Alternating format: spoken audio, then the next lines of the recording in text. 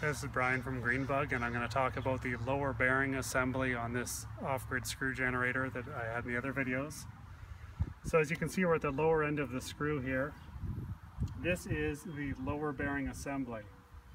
And the lower bearing assembly is a oil lubricated roller bearing assembly. You can see there's an oil fill hole here. This is a cap that's removable to access the inside of the bearing for repair and maintenance. This bearing is centered in the screw by this bracket here. This is designed like this. This is a very small screw. You'd see something different on much larger units. But effectively, we've got 3 screws here, 3 big bolts. You can see these are 1-inch diameter bolts. And when you turn these bolts in, it changes the position of the screw within this housing. And you can use these bolts here. If you're going to adjust this, you'd back off this screw so that you've got some space in here.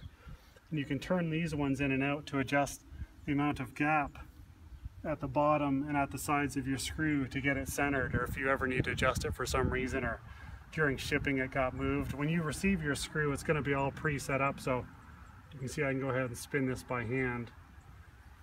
It's all been set up for you, but you'll want to check it as per the instruction manual when you receive the screw.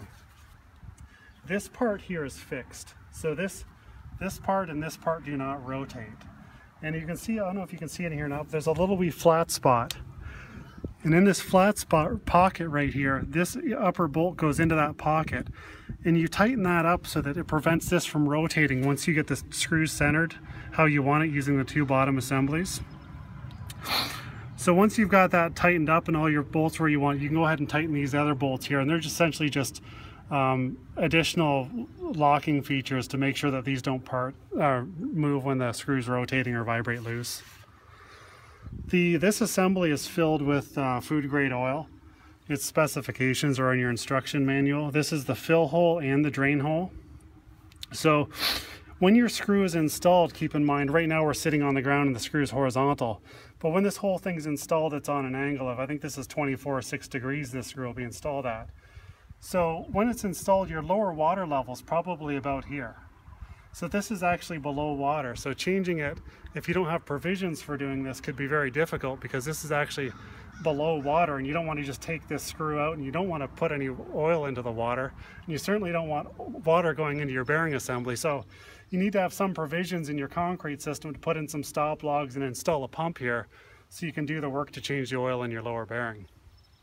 For changing the oil in the lower bearing, this drain hole is specifically placed in this location, so when the screw's installed at the angle it's supposed to be, you fill up the oil just to the bottom of this hole. So that's also your fill mark. To drain the oil out, what you would do is you'd loosen off these bottom screws until you could rotate this by hand. Don't remove this cap. So spin this whole thing upside down, because now that you've taken the pressure off it and the screws on the bottom, you can just rotate this by hand and get this to the bottom and then take the drain plug out and empty it into a container. If you're really cautious, you could remove this whole thing and bring it on shore, but it weighs about 150 or 200 pounds, and if you use proper precautions, you can change this oil in the water or in your pumped out area just fine. Just make sure you've got all your spill control products with you.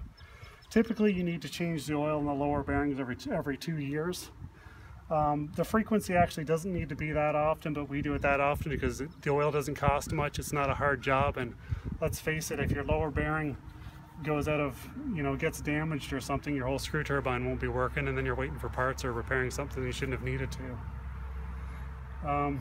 In the front of this bearing, there are simply 3 seals. So this stationary part at the very front of it here, where it goes into a lip, I don't know if you can see the labyrinth or not, but this part in here is stationary and this outer part rotates. I'm having trouble seeing this. So this part here rotates and this part's stationary. There's just a little groove that this goes into, and that just keeps any debris from getting caught in there, or ropes wrapped around, or whatever debris you've got in your water. Inside this housing here, there are 3 radial seals, and those radial seals are packed with a special lithium grease. And because you've got 3 seals in a row, the water can't actually make its way through all those seals. So you've actually got 3 points of failure, 3 seals that have to fail before you get water in your bearing or oil coming out of your bearing. And typically these seals are designed so that they're in the pumping inward, so it'll actually take a little wee bit of water inwards and not leak the oil outwards, because every radial seal has a pumping action. These ones are installed so the pumping action actually draws in a little wee bit of water rather than pumping out a little wee bit of oil. And why do you do that? We do that just because it's environmentally friendly. We don't want to put oil into the watercourse. So how often would you have to replace the seals generally? Generally the seals, they may last 5 to 10 years between replacements. So in your instruction book there's a maintenance schedule. When you do pull this cap off, to do your, I think it's a 5 or a 7 year service, there's an inspection list for those seals and how to compare them to what new ones would look like. Okay, great. Anything else? I can't think of anything. To remove, I guess I could talk about removing the lower bearing. To remove the lower bearing, you take out these lower 2 bolts, loosen up these top ones, you take this whole bracket off with these 4 bolts, and then I will get this out of the way also. It's bolted on each end. And that way you've got a nice easy way to lift it, because you've got this probably down on the shoreline somewhere and you'll want to lift it out somewhere nice. Maybe you've got a small excavator. This thing's small enough it could be carried by hand also. And then you just repeat the process. It's in your manual for repairing it and reinstalling it when required. Okay. Okay, great.